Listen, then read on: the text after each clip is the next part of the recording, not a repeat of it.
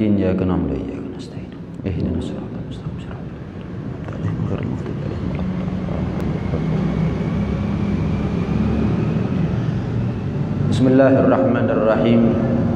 الحمد لله رب العالمين وأشهد أن لا إله إلا الله وحده لا شريك له شهادة ندخرها ذخيرة ليوم الدين وأشهد أن سيدنا محمدا عبده ورسوله أفضل الأنبياء وسيد المرسلين.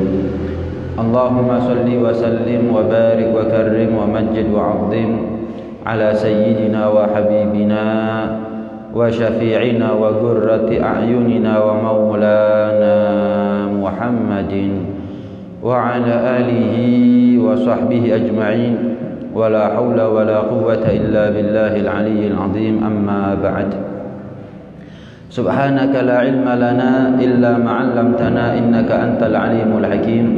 رب اشرح لي صدري ويسر لي أمري واحلل عقدة من لساني يفقهوا قولي واهد قلبي وسدد به لساني. اللهم أرنا الحق حقا وارزقنا اتباعه وأرنا الباطل باطلا وارزقنا اجتنابه واجعلنا من الذين يستمعون القول فيتبعون أحسنه. نويت التعلم والتعليم وتذكر وتذكير والنفع والانتفاع والإفادة والاستفادة والحث على التمسك بكتاب الله وسنة رسوله والدعاء إلى الهدى والدلالة على الخير ابتغاء وجه الله ومرضاته وقربه وثوابه سبحانه وتعالى. وصلى الله على سيدنا محمد وعلى آله وصحبه وسلم والحمد لله رب العالمين. السلام عليكم ورحمة الله وبركاته.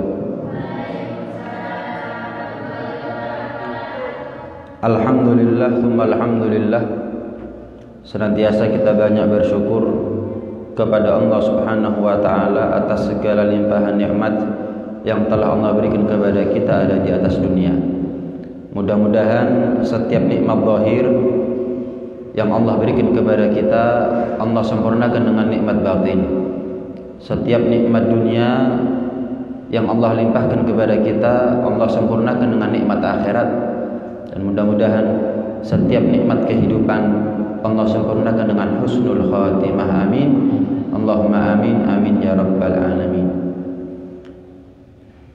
Hadirin hadirat sekalian rahmati Allah.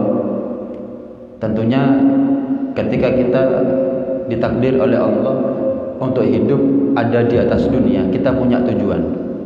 Afa hasibtum annama khalaqnakum abathan wa annakum ilaina la turja'un. Allah Subhanahu wa taala berfirman, apakah kalian menyangka, apakah kalian menduga, apakah kalian mengira bahwa kami Allah menciptakan kalian semuanya dalam keadaan abathan, dalam keadaan sia-sia, percuma, enggak punya tugas. Wa annakum ilaina la turja'un. Dan apakah kalian menyangka bahwa kalian ini diciptakan kemudian enggak kembali kepada Allah? Apakah setiap nikmat yang Allah berikan kepada kita di atas dunia ini lantas tidak kita pertanggungjawabkan kepada Allah Subhanahu wa taala? Maka dari itu, kalau kita sadar bahwa kita hidup di atas dunia ini punya tugas, punya fungsi, punya tujuan, bukan main-main, maka tidak ada tugas yang paling utama buat kita untuk sampai kita kepada tujuan yaitu surga dan ridhonya Allah Subhanahu wa taala kecuali ibadah. Dan dunia ini memang Allah jadikan sebagai ladang buat kita untuk di akhirat. Apa yang kita tanam di muka bumi, di atas dunia, itulah yang akan kita panen kelak ada di akhirat. Ad-dunya mazra'atul akhirah. Dunia ini adalah ladang akhirat. Kalau kita tanam kebaikan, di akhirat kita panen pahala. Kalau di dunia kita tanam keburukan, maka di akhirat kita panen dosa. Kalau kita berbuat baik di muka bumi, surga adalah tempatnya kita. Tapi kalau kita maksiat, menyalahgunakan nikmatnya Allah Subhanahu wa taala, maka nasib kita nanti di akhirat waliyadzubillah masuk ke dalam neraka. Permasalahannya adalah ketika Allah ciptakan kita di atas dunia, justru dunia inilah yang menjadi pemutus hubungan kita dengan Allah. Tidak ada sesuatu yang paling gampang untuk memutus hubungan kita dengan Allah untuk menggagalkan tujuan kita masuk ke dalam surga kecuali adalah dunia. Faktor terbesar yang membuat kita terputus dari Allah itu dunia. Penyebab terbesar yang membuat kita gagal masuk ke dalam surga itu adalah dunia. Nah, kita hidup di atas dunia. Karena itu dunia ini fitnahnya besar. Dunia ini fitnahnya besar. Karena itu kita harus sadar bahwa nggak mungkin kita ini ingin masuk dalam surga sementara hati kita masih terikat dengan dunia. Kita ingin masuk ke dalam surga tapi hati kita masih cinta dengan dunia. Nggak mungkin. Barang siapa yang membuka satu pintu saja daripada cinta dunia, maka 10 pintu akhirat, 10 pintu yang buat kita masuk dalam surga justru akan tertutup. Justru akan tertutup. Sekali kita buka pintu cinta dunia, 10 pintu surga tertutup buat kita. 10 pintu amal baik akan tertutup. Sebaliknya, ulama mengatakan sekali kita buka pintu niat untuk beramal baik, Allah buka kepada kita 70 pintu daripada pintu-pintu taufik dan pintu-pintu hidayah dari Allah. Karena itu selalulah kita ini di atas dunia untuk punya niat yang baik. Jangan remehkan niat. Jangan remehkan niat. Kalau kita punya niat baik sekali, Allah buat kepada kita, Allah buka kepada kita 70 pintu taufik, 70 pintu hidayah. Sebaliknya, jangan ngeremehkan cinta sama dunia. Sekali saja kita buka pintu untuk cinta sama dunia, maka 10 pintu yang membuat kita bisa sampai kepada Allah, 10 pintu yang membuat kita bisa beramal baik untuk bekal akhirat justru tertutup. Justru tertutup. Karena itu tidak ada, kata para ulama, sesuatu yang paling dahsyat akibatnya sehingga kita terputus untuk masuk dalam surga, terputus hubungan kita dengan Allah, kecuali adalah dunia. Karena itu Al-Imam Sahal bin Abdullah At-Tusturi, Al-Imam Sahal bin Abdullah At-Tusturi itu pernah sekali waktu, memang beliau ahli puasa ya, setiap hari beliau puasa. Dan beliau milih nggak mau kerja. Ya, ini nggak bisa langsung kita tiru ya. Ini magom tajrid namanya. Magom memurnikan tawakal hanya kepada Allah. Wis opo jari Gusti Pangeran, total sudah. Nggak mau ngandalkan sama yang namanya makhluk. Kalau kita misal ada orang pekerjaannya dipecat, wah bingung dia. Kalau seandainya dia punya pekerjaan gara-gara corona ruwet urusannya, wah panik dia. Dia punya pabrik, naudzubillah, kebakar, kobongan, wah gulung kuming dia, bangkrut. Nah, kita masih ada di situ. Yang kalau kehilangan pekerjaan, kita masih bingung, panik, dan merasa akhir dari segala-galanya. Ini Al-Imam Sahal bin Abdullah Tusturi nggak mau kerja, fokus ibadah kepada Allah setiap hari puasa. Beliau punya adik perempuan, yang mana adik perempuannya selalu ngeladeni kakaknya, Al-Imam Sahal bin Abdullah Tusturi. Yang nyapu rumahnya adik perempuannya, yang nyucikan bajunya adik perempuannya, yang ngepel, yang kora-kora semuanya adik perempuannya. Termasuk kalau beliau butuh untuk buka puasa, yang nyiapkan roti adalah adik perempuannya. Nah, sekali waktu adik perempuannya ini sudah masuk jamnya buka puasa, telat datang. Bayangkan, ini poso sehari, kapan waktunya buka puasa, telat. Bukan mangkel, Al-Imam Sahal bin Abdullah Tusturi bukan mangkel, tapi lo kok telat ya? Mulai dari situ beliau ngomong sama adik perempuannya, saya mulai sekarang melarang kamu wahai adikku untuk datang ke rumah saya lagi, untuk ngelayani saya lagi. Wis, ini adalah malam terakhir kamu ngelayani saya. Kamu ngeladeni saya. Lu kenapa? Maaf saya telat. Oh enggak, bukan karena kamu telat saya mangkel terus wis gak usah medot silaturahmi, bukan. Gara-gara kamu telat kok saya jadi merasa bergantung kepada makhluk ya. Saya berarti belum murni, belum 100% tawakalnya sama Allah. Saya nggak cocok, hati saya masih bergantung sama makhluk ini, nggak cocok. Wis, mulai sekarang kamu nggak usah datang. Saya ingin murni tawakal total kepada Allah Subhanahu Wa Taala. Akhirnya nurut si adik ini. Sehari, 2 hari, 3 hari sampai seminggu nggak datang ke rumahnya Al-Imam Sahal bin Abdullah Tusturi. Mulai khawatir nih si adik. Terus yang nyapu rumahnya siapa? Lah kalau rumahnya kotor, dia tidurnya gimana? Apa bisa nyenyak? Apa bisa nyaman? Terus yang nyuci bajunya siapa? Masa nggak ganti? Terus belum lagi kalau puasa, yang nyiapkan buka puasanya siapa? Lalu nggak kerja kok. Akhirnya adik Al-Imam Sahal bin Abdullah At-Tusturi cerita kepada gurunya, namanya Al-Imam As-Sari As-Sagoti. Al-Imam As-Sari As-Sagoti adalah guru daripada Al-Imam Sahal bin Abdullah At-Tusturi. Pripun iki kiai murid jenengan kakang kula niki lho, pun seminggu kula dilarang untuk datang ke rumahnya.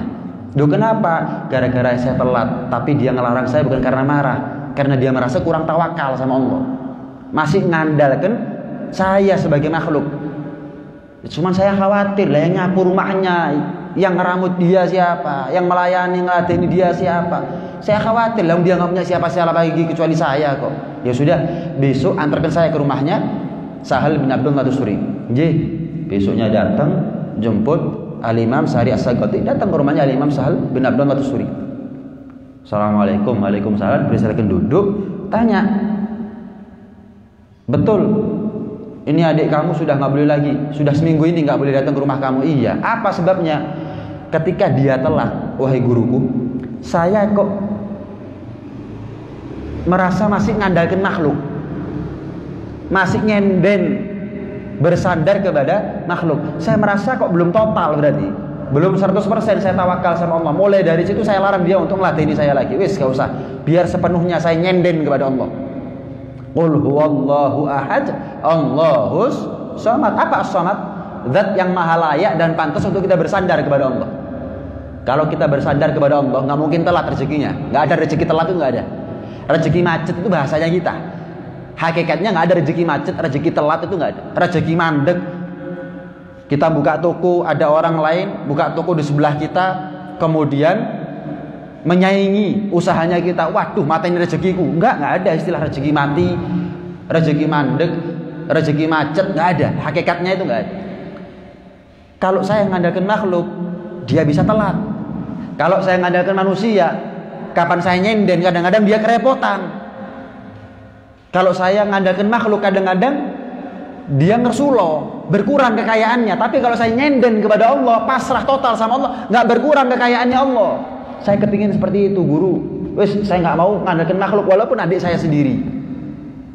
Tapi ketika masuk, Al-Imam As-Sari As-Sagoti mendapati rumah itu bersih, seperti habis disapu, habis dipel.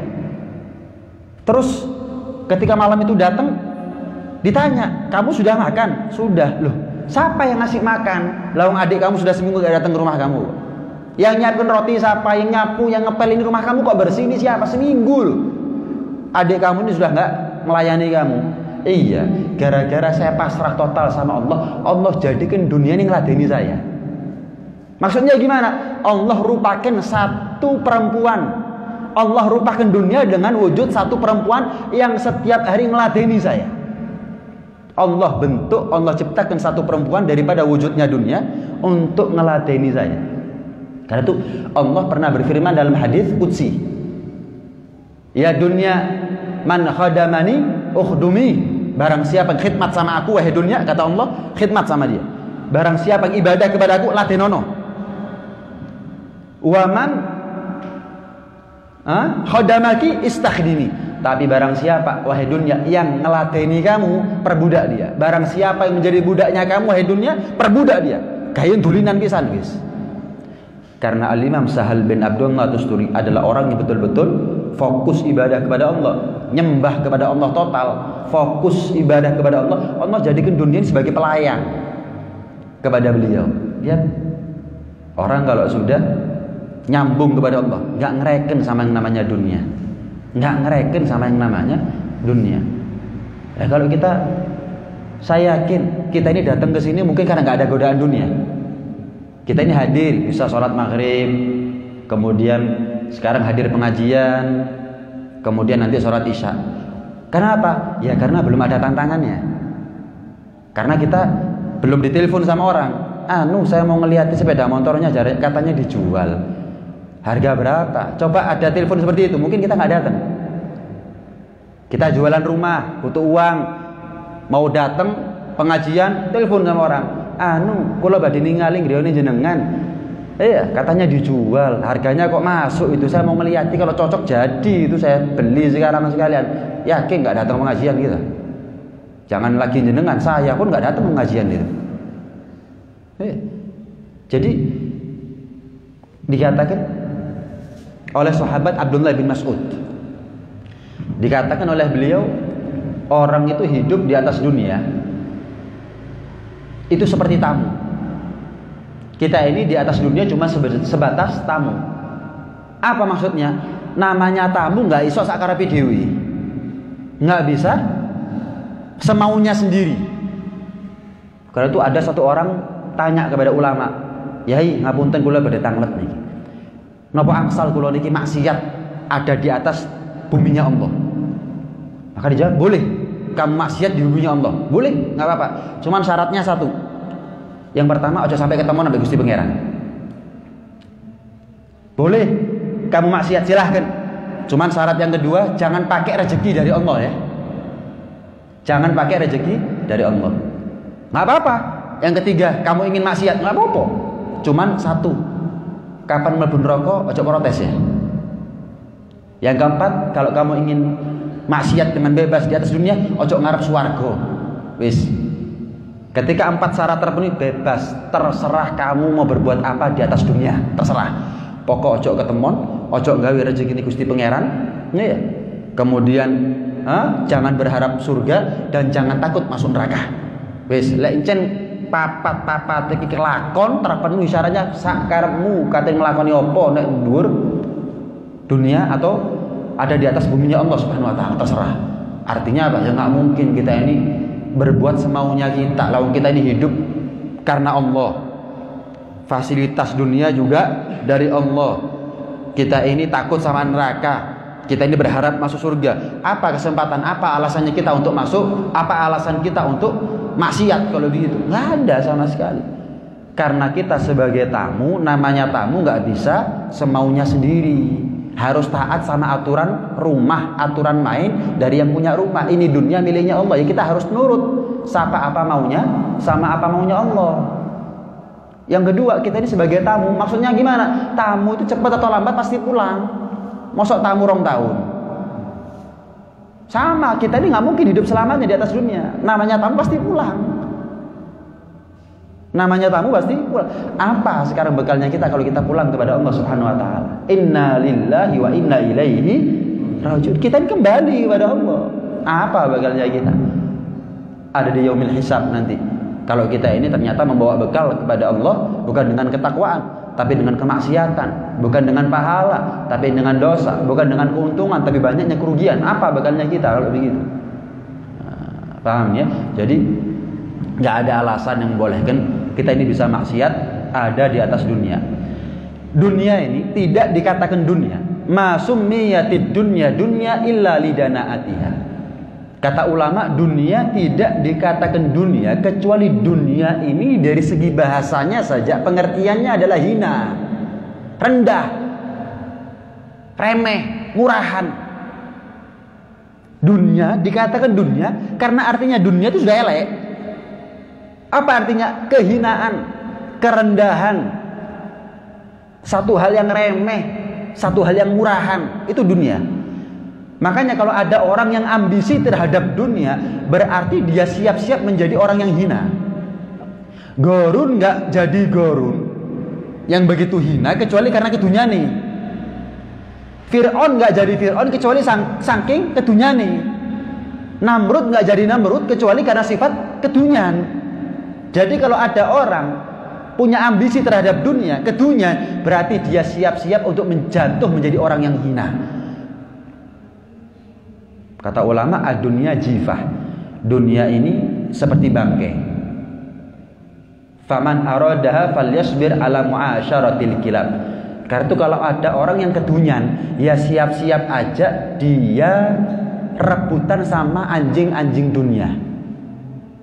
Dunia ini bangke. Bayangkan kalau kita ketemu sama orang yang dia bangga-banggakan adalah bangke. Justru itu bukan memuliakan dia, tapi itu membuat dia hina. Bayangkan kalau kita ketemu sama orang yang dia omongno bangke terus, ngapunten batang. Ban ketemu yang dibicarakan batang.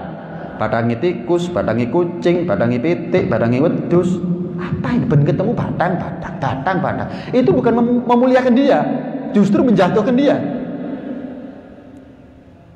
Kalau kita ketemu sama orang yang dibicarakan dunia, itu bukan mulia. Itu justru membuat dia hina. Kita ketemu sama orang yang dibangga-banggakan dunia, itu sama seperti orang bangga no batang. Oh, aku ndek jero kulkas ana batangi tikus. Aku duwe batangi wedhus, lemu batang. Sapi aku duwe batang lagi. Setiap ketemu delon omaku, delon motorku, delon sawahku, hektaran. Lihat isi rumah saya, mewah. Lihat pakaian saya, lihat sepatu sandal saya, 3 juta ini paling murah. Ojo mereka kelambi, sepatu sandal ono lemari ini ya. Waduh. Ini ngomongno batang. Rasulullah SAW pernah masuk ke dalam satu pasar beserta para sahabat tadi. Terus ngelihat ada bangkainya kambing.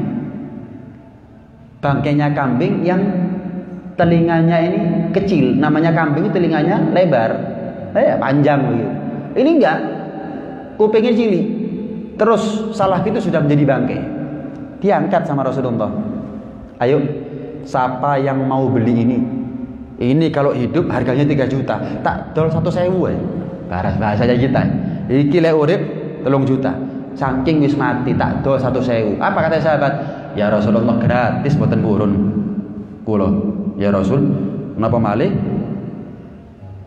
Dibayar 700.000. Gratis, nggak ada manfaatnya ya Rasul, apalagi bayar ya Rasul. Apa kata Rasulullah? Dunia itu di sisi Allah lebih menjijikkan, lebih hina, lebih murah daripada kalian menganggap batangnya kambing ini murah dan menjijikkan. Allah lebih jijik sama dunia. Lihat, kartu nggak heran ya kalau dikatakan dunia ini adalah bangkai. Kenapa Rasulullah memisahkan itu dengan bangkainya kambing yang cacat tadi, yang kupingnya kecil? Ya Rasulullah, kata sahabat, itu kalau seandainya hidup harganya murah. Kenapa? Cacat, kupingnya cilik. Apalagi salawis kupingnya cilik, cacat, kemudian batang. Gratis, nggak ada yang mau. Makanya dikatakan apa? Ad-dunya halaluha hisab wa haramuha azab. Dunia ini halalnya hisab, haramnya azab. Terus apa enaknya dunia? Apa enaknya dunia? Ini buat kita bersyukur ya. Alhamdulillah, aku sih dikai cukup sampai Gusti Pangeran. Wis, nggak usah ambisi sama dunia. Oh ya, orang kalau sudah ambisi sama dunia, wah, sholat itu gak kadang-kadang. Sholat itu enggak. Kadang-kadang kau lek kerja ambek aku ojo sholat. Kau lek kerja ambek aku cepotan jilbab, ngerok pendek. Tak gaji 2 juta, 3 juta, 5 juta saulan tak gaji. Nggih, langsung sudah. Bayangkan kalau orang sudah kedunyan ya, sholat ditinggalkan, siap ya, rela ya, membeli neraka hanya dengan harga 5 juta. Neraka gratis, siapa yang mau? Surga bayar, banyak yang mau. Tapi kenyataannya neraka bayar akeh sing gelem, surga gratis gak ono sing purun. Kenyataan itu. Ojo sholat tak bayar 5 juta. Nggih. Loh, coba hanya karena 5 juta dia siap masuk neraka. Hanya karena 5 juta. Bayangkan orang kalau sudah kedunyan. Nabi Ibrahim alaihissalam. Nabi Ibrahim itu punya 4.000 kambing. Pekerjaannya Nabi Ibrahim itu menggembala kambing. Setiap 4 kambing dijaga 1 anjing. Berarti Nabi Ibrahim punya 1.000 anjing. Anjing itu dikasih sama Nabi Ibrahim dikalungi emas. Bayangkan, kalung emas bukan ditaruh di lehernya manusia, ditaruh di lehernya anjing. 1.000 anjing. Umatnya heran. Nabi Ibrahim Apa bukan mubadzir ini? Mubadzir gimana? Saya hanya menyerahkan dunia kepada pemiliknya.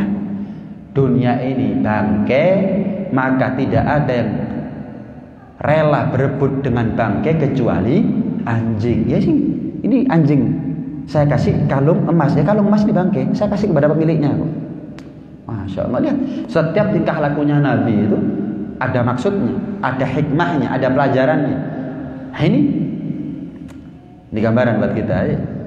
Ternyata apa yang kita menggebu-gebu untuk mencarinya, ngeletek di sisi Allah itu adalah bangkai. Di sisi Allah itu adalah badang.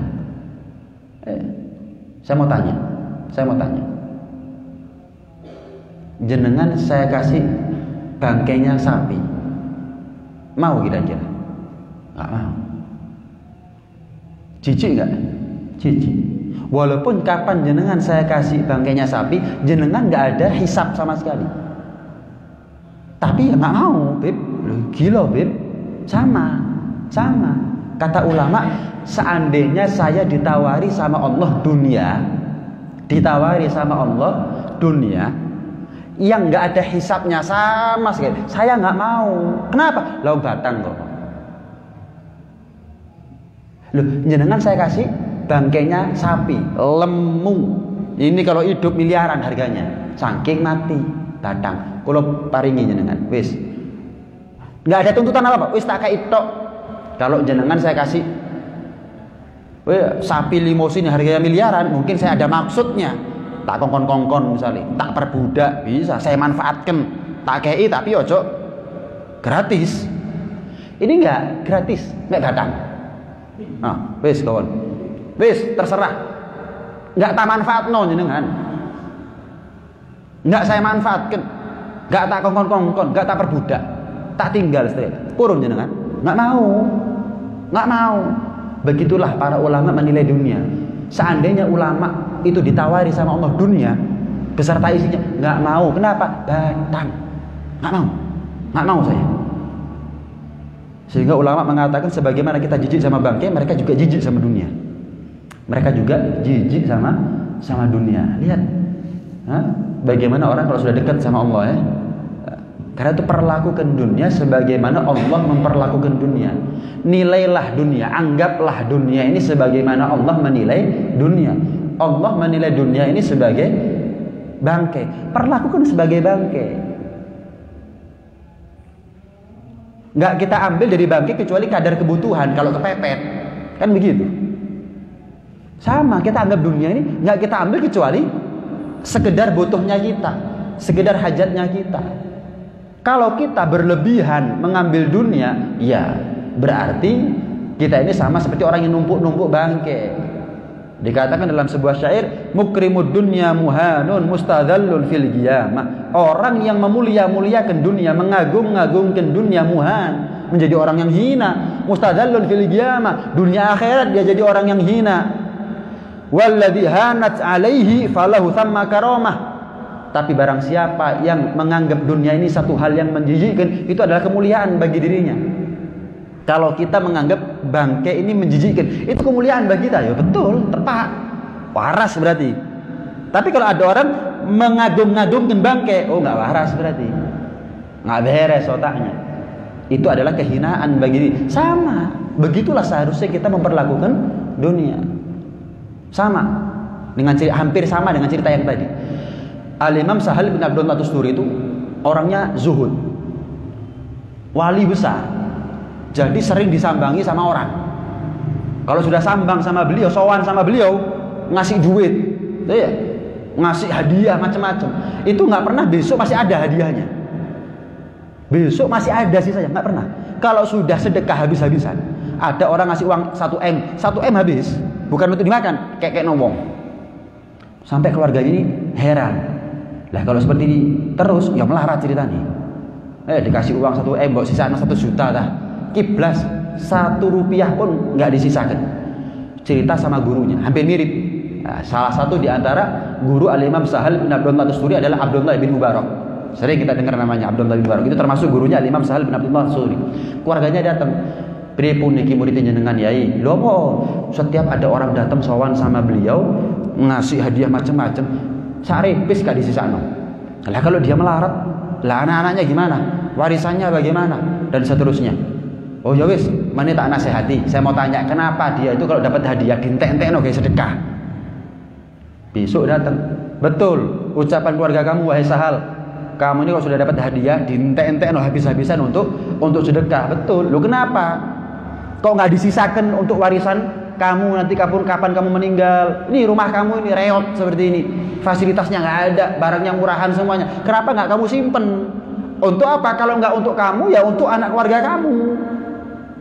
Maka dikatakan sama Al-Imam Sahal bin Abdullah Tusturi, wahai guruku, wahai Abdullah bin Mubarak, saya mau tanya, kalau Anda tinggal di Madinah, terus sekali waktu ingin pindah ke Mekah, apakah ada yang Anda sisakan barang Anda ada di Madinah?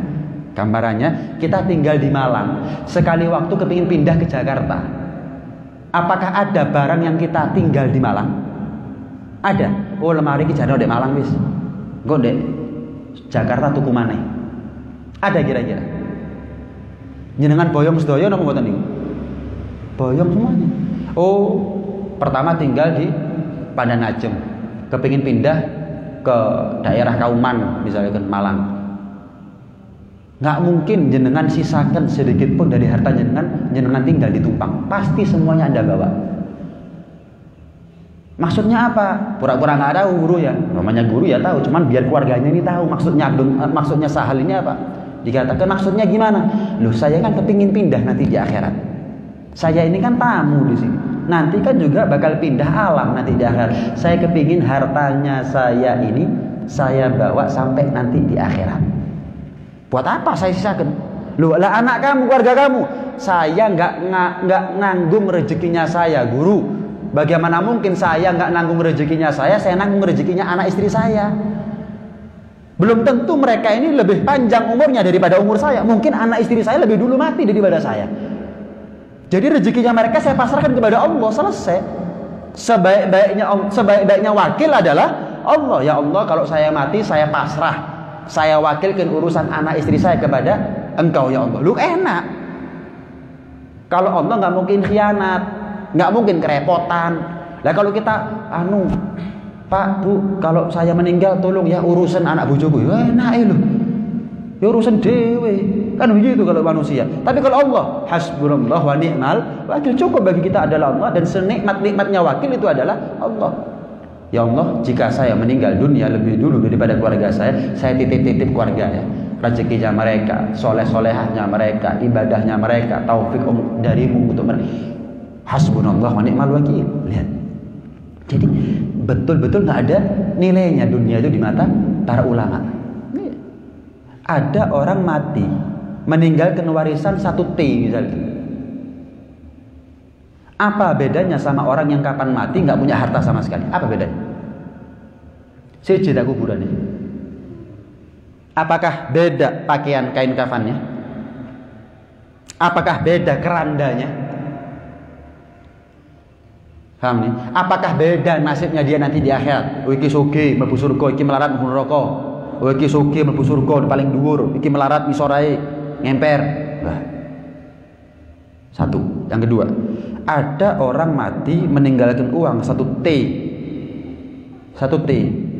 Yakin dimanfaatkan untuk taat sama anak istrinya? Belum yakin kita. Jangan-jangan malah jadi rebutan nih.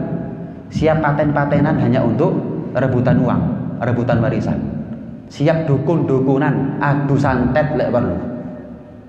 Lihat, apa nggak terjadi hal seperti ini? Apa kurang banyak contoh-contoh seperti ini? Ketika orang tuanya hidup rukun, kena duit sakti, rebutan. Beruntung kalau ada orang kapan meninggal nggak duit warisan. Kenapa? Nggak ada bahan rebutan anak-anak kita. Nggak ada. Buat orang sekarang nggak ninggalin utang, alhamdulillah bisa.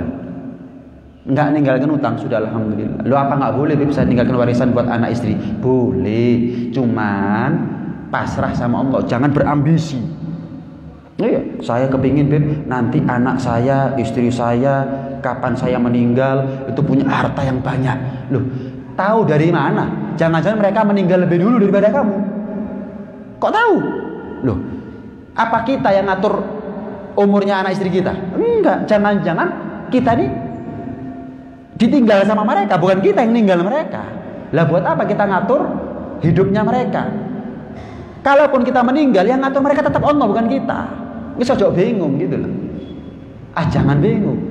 Ada orang meninggal, harta warisannya 1 T, itu nggak dapat manfaat sedikit pun dari hartanya dia, harta warisannya dia. Tapi dia hisab oleh Allah seperti orang yang punya 1 T. Yu'khadhu minhu kulluh wa yus'al anhu kulli. Orang meninggal, harta warisannya 1 T. Itu dihisab oleh Allah 1 T. Padahal kapan dia mati, saripis gak manfaat buat dia. Tapi tetap dihisab oleh Allah SWT. Apa untungnya? Apa untungnya kalau begitu? Paham ya? Jadi jangan bingung berambisi sama dunia, seolah-olah niatnya baik apa? Ngasih warisan kepada wis. Kita ini gak ngatur rezekinya kita, gak usah ngatur rezekinya anak istri kita. Pasrahkan mereka sama Allah, gak usah bingung. Kita gak menanggalkan utang, kita gak membuat mereka malu. Mereka nggak malu kita sebagai orang tuanya atau sebagai suami. Wis alhamdulillah zaman seperti ini. Jadi jangan ambisi saya punya rumah yang gede, kalau saya mati anak saya bisa menikmati.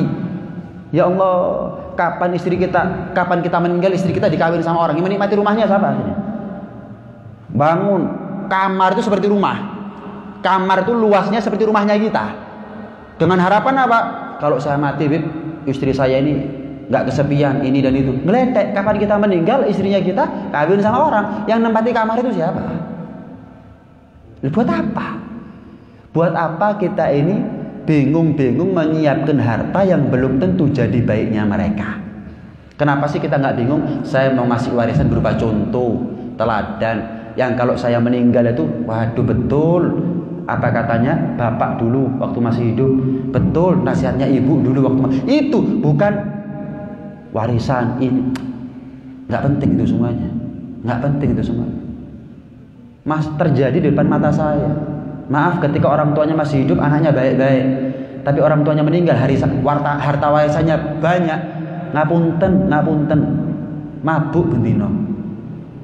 Jadi harta itu bukan diputer biar jadi manfaat, cuman dibuat mabuk, sabu-sabu, judi sampai jadi melarati anak putune. Kita yakin kalau kita meninggalkan harta warisan di zaman seperti ini anak kita tambah baik. Atau jangan-jangan alhamdulillah wis ngene carane gak usah kerja.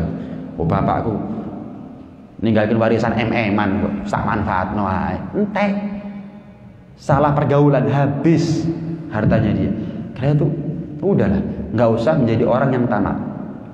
Apa yang kita punya ini, apa yang kita punya sekarang, pakaian, misalnya kendaraan, rumah, itu sebenarnya cukup untuk kebutuhannya kita.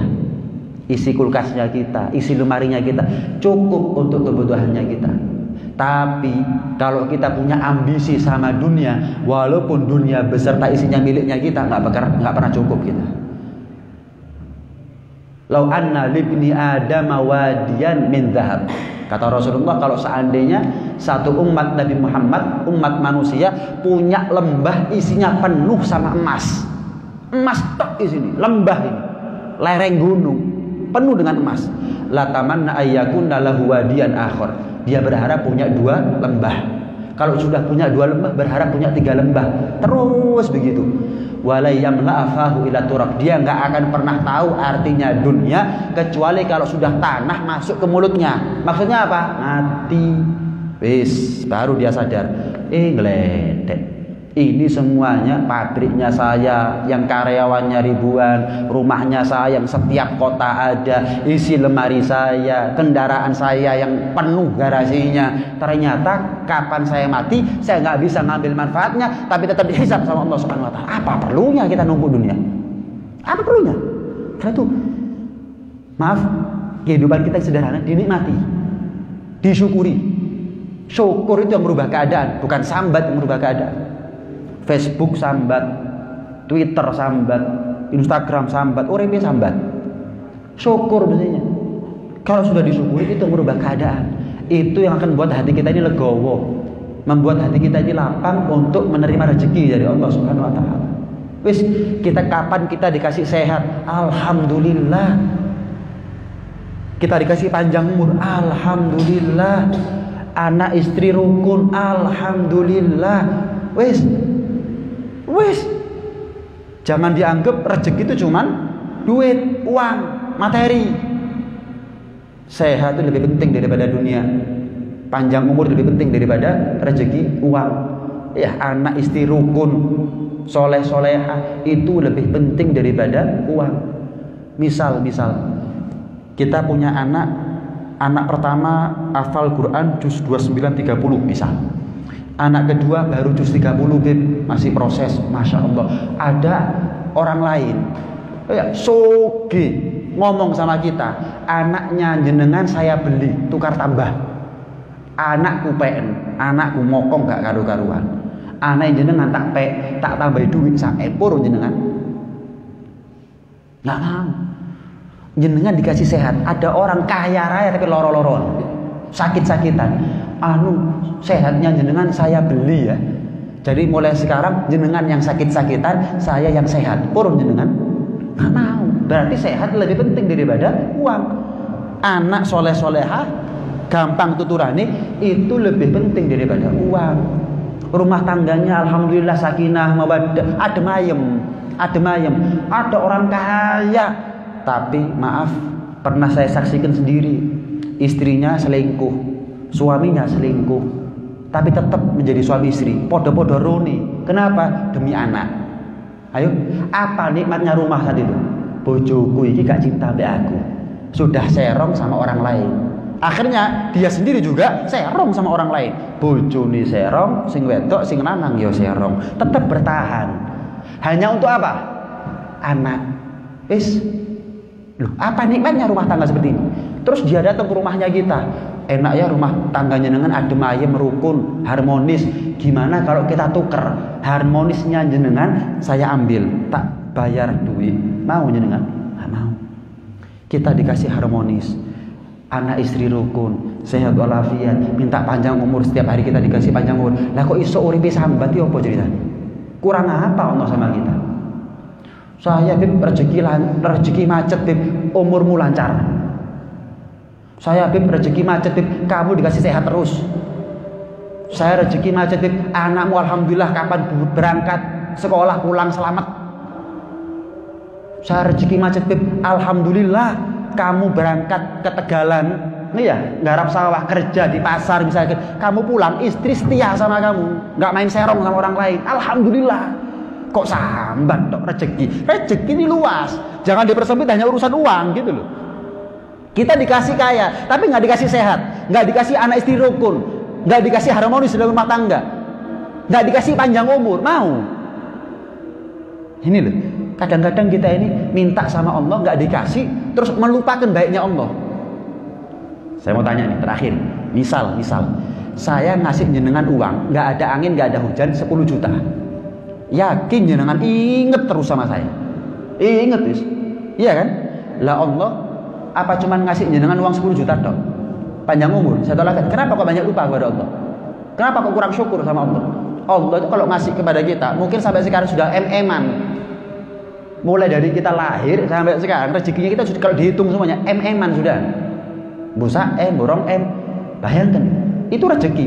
Uang belum umurnya, belum sehatnya, belum pasangan hidupnya, belum keturunannya dan semuanya.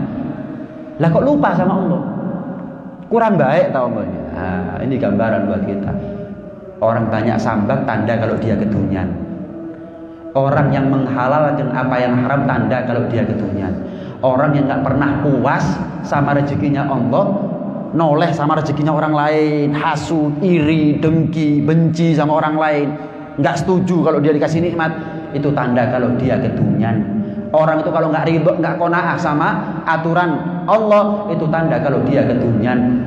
Hubbud dunya ra'su kulli khati'ah. Kata Nabi apa? Cinta sama dunia adalah pangkal dan sumber dari segala kesalahan. Wis, apapun maksiatnya kita pasti gara-gara kedunian. Pasti gara-gara kedunian. Karena itu, ayo kita nikmati. Wis, kita nggak tahu hidup kita sampai kapan.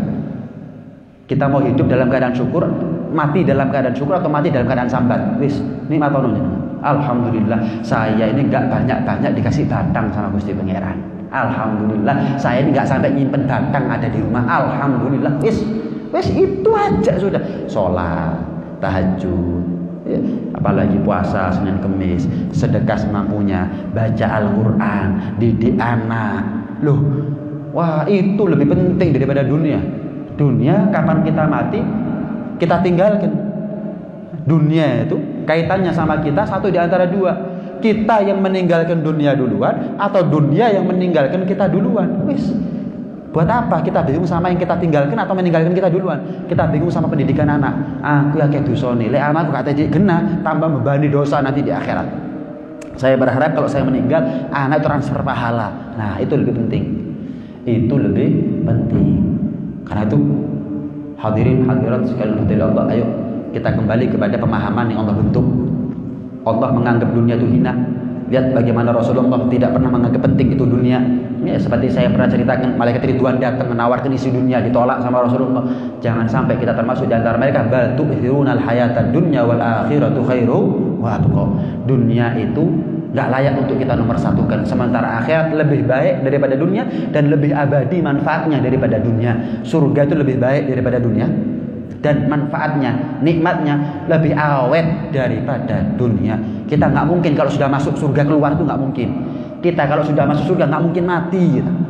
Nggak mungkin bosen, nggak mungkin belenek sama surga itu nggak mungkin. Kita kalau minum susu sekali 1 gelas enak, 2 kali 3 kali muntah kita, belenger. Tapi nikmatnya surga nggak ada. Kita punya apapun, semuanya ada. Tapi kapan mati? Buyar. Tapi kalau sudah masuk surga nggak ada mati. Nggak ada mati. Karena itu yang lebih penting untuk kita prioritaskan. Kata ulama, seandainya dunia ini emas, akhirat seperti kayu. Tapi kayu itu manfaatnya selama-lamanya. Sementara emas nggak selama-lamanya, nggak awet. Sudah cukup itu sebagai gambaran buat kita untuk tetap milih akhirat walaupun cuma kayu. Kenapa? Manfaatnya abadi soalnya. Nah kalau emas besok belum tentu manfaat ini, belum tentu manfaat. Jadi colong uang. Tapi kenikmatan kita di surga nggak mungkin dicolong uang, nggak mungkin. Istrinya kita nggak mungkin diambil sama orang gitu. Nih, apapun kenikmatan akhirat surga miliknya kita total. Sementara kenyataannya surga itu adalah emas yang manfaatnya abadi. Dunia ini ibarat kayu yang remeh, yang murah, itu pun nggak awet. Lah kok orang banyak berebut kayu daripada emas, ini gimana ceritanya? Dalamnya kayu, itu pun manfaatnya nggak abadi. Kok sampai rela dia meninggalkan emas yang manfaatnya abadi selama-lamanya? Nah, ini perlunya kita ngaji itu ya begini. Biar kita tetap ada di rel sesuai dengan yang dikehendaki oleh Allah Subhanahu wa ta'ala. Mudah-mudahan Allah kuatkan hati kita semuanya, sehingga hati kita ini hati yang qanaah, hati yang gampang syukur kepada Allah, bukan hati yang gampang sambat dengan Rasulullah umat Gusti Pangeran. Dan mudah-mudahan kita dimatikan oleh Allah dalam keadaan syukur, bukan dalam keadaan sambat. Allah matikan kita dalam keadaan cukup, untuk anak dan istri kita pun juga cukup. Mudah-mudahan Allah berikan kepada kita rezeki yang halal, rezeki yang barokah, rezeki yang manfaat zahir batin dunia sampai ada di akhirat. Dan mudah-mudahan nikmat dunia yang Allah berikan kepada kita sambung sampai nanti di akhirat, nikmat zahir sambung sampai urusan batin. Dan mudah-mudahan nikmat hidup Allah sempurnakan dengan nikmat husnul khatimah. Amin. Allahumma amin amin ya rabbal alamin. Rabbana anfa'na bima 'allamtana, rabbi 'allimna alladhi yanfa'una, rabbi faqihna wa faqih ahlana wa qarabatin lana fi dinina ma hal kutri untha wa dzakar, rabbi wafiqna wafiqhum lima tartadi qawlan wa fi'lan karama, warzuqil kulla halalan daima wa khilla atqiya ulama, nuhda bil khair fa kulla syar, rabbana aslih lana kulla syu'un wa agirra bir ridha minkal uyun, waqdi anna rabbana kulla duyun qabla an ta'tiyana rusulan manun, waghfir wastur anta akramu man satar, wa salatullahi taghshal mustafa man ilal haqqi da'ana wal wafa, bi kitabin fihi linnasi shifa'u ala al-ali al-kirami syurafa wa ala sahbi masabihil ghurar. Allahumma ahdina bihudak waj'alna mimman nusari'u fi ridak wa la tuwallina waliyan siwak wa la taj'alna mimman khalafa amraka wa asak, wa hasbunallahu ni'mal wakil wa la hawla wa la quwwata illa billahil aliyyil azim. Wa sallallahu ala sayyidina Muhammad wa ala alihi wa sahbihi wasallam. Alhamdulillahi rabbil alamin. Bisri asraril Fatihah.